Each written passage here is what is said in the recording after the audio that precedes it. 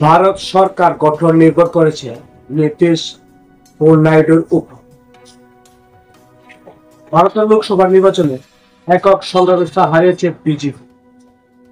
543টি আসনের মধ্যে বিজেপির জিতেছে 240টি আসন, আর প্রধান বিরোধী দল কংগ্রেস জয় পেয়েছে 99টি আসন। বাকি আসনগুলো জিতেছে জোটভুক্ত অন্যান্য দল ও স্বতন্ত্র প্রার্থী। সরকার গঠনের জন্য প্রয়োজন 272টি আসন। একক সংখ্যাগরিষ্ঠতা না পাওয়া নরেন্দ্র মোদীকে এবার সরকার গঠনের জন্য এনডিএ জোটের উপর নির্ভর করতে হবে। অর্থাৎ তৃতীয় মেয়াদে নরেন্দ্র মোদীর দিল্লিতে সরকার গঠনের চাবিকাঠি আপাতত এনডিএ শরিকদের হাতে। বিশেষ করে তেলেঙ্গানা দশম পার্টির প্রধান চন্দ্রবাবু নাইডু ও বিহারের জনতা দল ইউনাইটেডের জেডিইউ ক্ষমতার নীতিশ কুমারের উপর নির্ভর করেছে অনেক সমীকরণ। বর্তমান পরিস্থিতিতে দল দুটি হয়ে উঠেছিল ভারতের রাজনীতি কিংমেকার। দল দুটির হাতে রয়েছে বিজেপি জোটের 28টি আসন।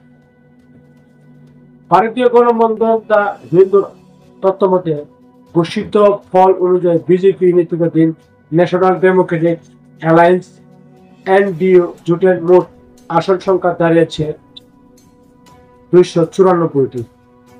অপরদিকে কংগ্রেস নেতৃত্বাধীন ইন্ডিয়া জোটের মোট আসন সংখ্যা হয়েছে 232টি। চন্দ্রবাবু নাইডু তেলেঙ্গানা দশম পার্টি টিডিপি জিতেছে 16টি আসনে, আর নীতিশ কুমারের জনতা দল জেডিইউ জিতেছে 12টি। দুটি দলই কংগ্রেস নেতৃত্বাধীন ইন্ডিয়া জোটের সাবেক অংশীদার। ইন্ডিয়া জোট গঠনে নীতিশ কুমারও প্রধান ভূমিকা নিয়েছিলেন। পরে দল বদল করে তারা বিজেপির সঙ্গে জোটবদ্ধ হয়ে সাধারণ নির্বাচনে প্রতিদ্বন্দ্বিতা করেছেন। ফলাফল ঘোষণার পর আপাতত দৃষ্টিতে আবারও প্রধানমন্ত্রী হতে যাচ্ছেন নরেন্দ্র মোদী। তবে গুঞ্জন উঠেছে নীতিশ নাইডুকে দলে বেড়াতে যোগাযোগ শুরু করেছে কংগ্রেস নেতৃত্বাধীন ইন্ডিয়া জোট। এই দুই নেতাকে জোটে ফিরিয়ে সরকার গঠনের পথকৌশল করেছে বিরোধী শিবির। তারা সফল হলে দিল্লির মস্তকে আসতে পারে রদবদল।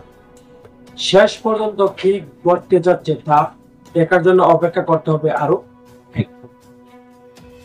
ভারতের স্বাধীনতার পর থেকে পণ্ডিত জওহরলাল নেহরুর পর কোনো প্রধানমন্ত্রী টানা তৃতীয়বার সরকার গঠন ফলাফল হয়নি। এই নির্বাচন হয়তো সেই রেকর্ড স্পর্শ করার সুযোগ পাবেন মোদী।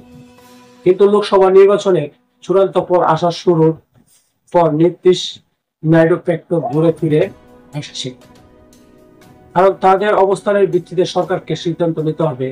একই সঙ্গে আরো বেশি কিছু দল রয়েছে যাদের কেউ 2-1 বা আসনে সারা ভারতে এগিয়ে। এদেরও সঙ্গে নিয়ে চলতে হবে ভবিষ্যতের বিজেপিকে। ধন্যবাদ দর্শক, ভালো থাকবেন।